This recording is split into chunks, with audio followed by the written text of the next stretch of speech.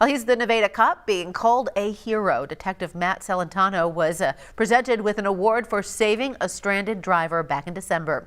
79-year-old Sherman Mercer was stuck at a rural intersection with temperatures feeling like -30.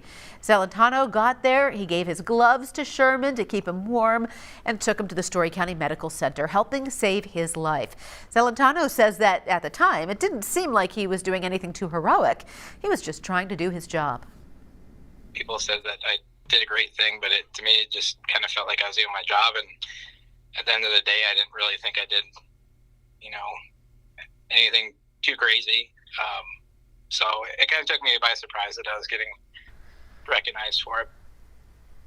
Well, as far as how to prevent yourself from potentially ending up in treacherous winter weather just like this, Celentano's advice is pretty straightforward.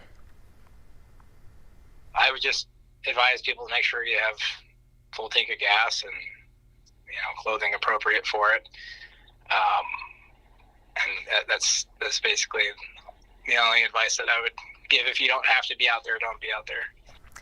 Celentano also received some medical attention when they got to the hospital. His fingertips burning from the cold, but that went away after a day.